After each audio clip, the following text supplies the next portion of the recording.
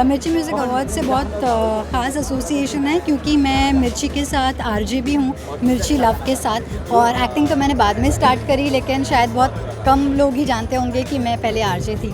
तो बहुत दिल से कनेक्टेड है ये मीडियम।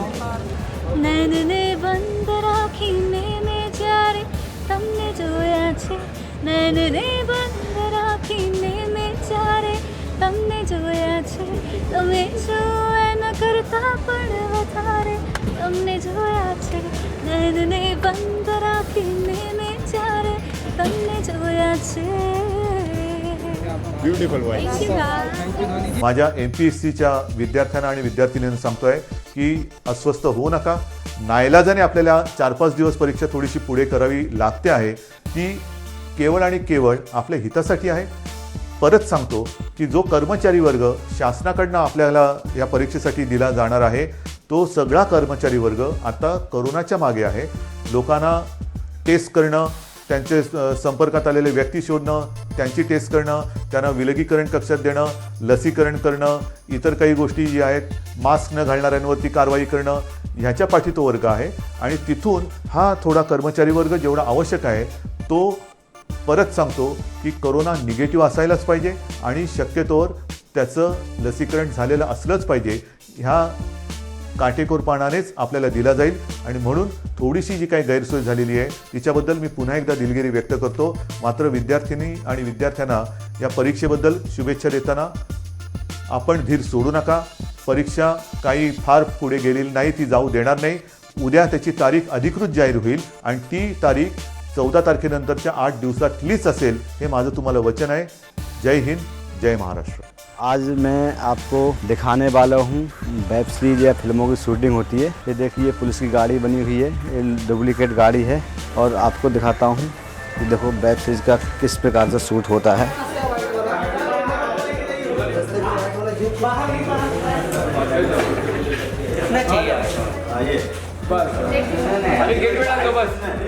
चलेगा सर, हो जाएगा।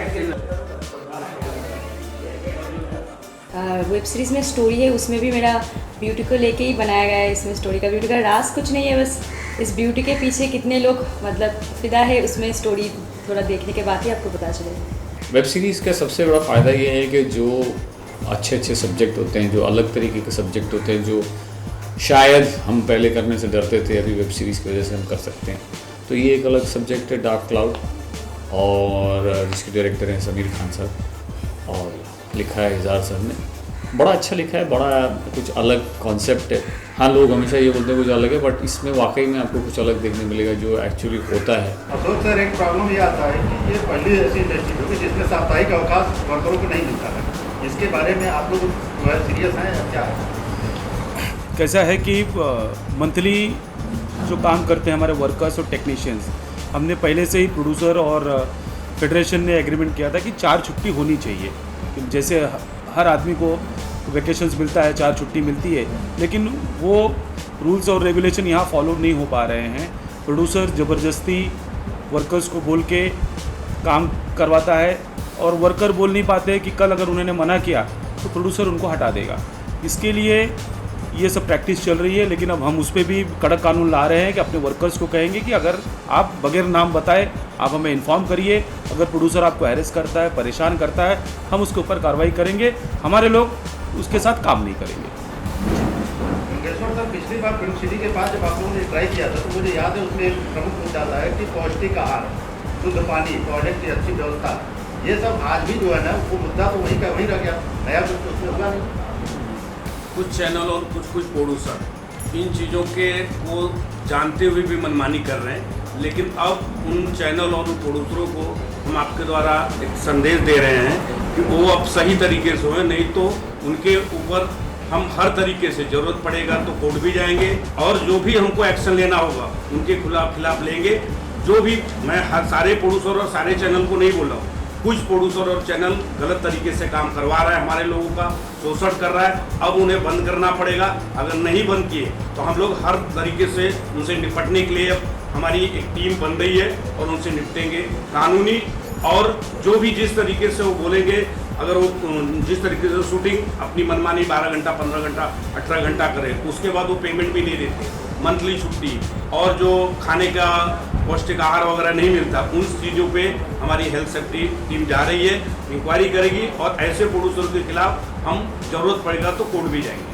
जैसा कि आप सभी जानते हैं कि मध्य प्रदेश में कुछ समय पूर्व कांग्रेस की सरकार थी, जिसे कुछ विधायकों के समर्थन वापस लेने के कारण एवं स्थिति कोई भी रही हो, सरकार का गिरना लगभग तय था। इसके चलते तत्कालीन मुख्यमंत्री श्री कमलनाथ ने भारतीय संविधान का मान रखते हुए एवं लोकतंत्र का सम्मान करते हुए दी गई व्यवस्था अनुसार अपने पद का परित्याग करते हुए लोकतंत्र की गरिमा को बनाए रखा।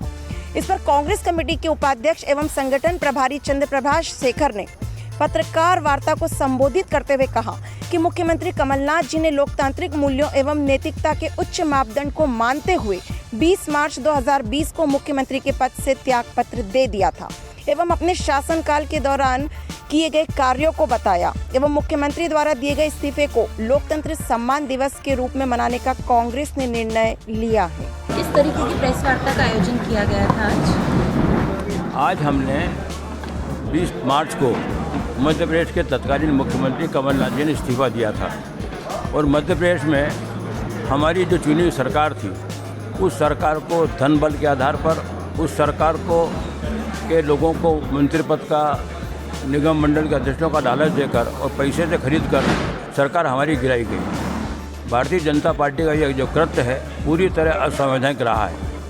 Today we have come here with a purpose. We have been always waiting for this opportunity because for the last 5 years we have been suffering and most of our development works have not been done. Same with religious persecution and so many things taking place everywhere. So I thought it was the right opportunity for us because we have a new president, Mr. Bhai Jagtap, who is a very secular and who is a newly appointed president. Just 2 months back he has been appointed, and all of us in Mumbai and especially the Congress people are very happy with his appointment. I'm basically from Tamil Nadu and I'm an AICC secretary in charge of Andhra Pradesh. So many of you might be wondering why am I here, but I am connected with Mumbai for quite some time. Janet D'Souza ji wanted all the Christian leaders to interact with the newly appointed MRCC president and the working president. And it's important for us to first of all understand the context. It's important for us to understand the context in which we have convened this meeting. 10 years before, generally I have been working across 8-9 states in this country.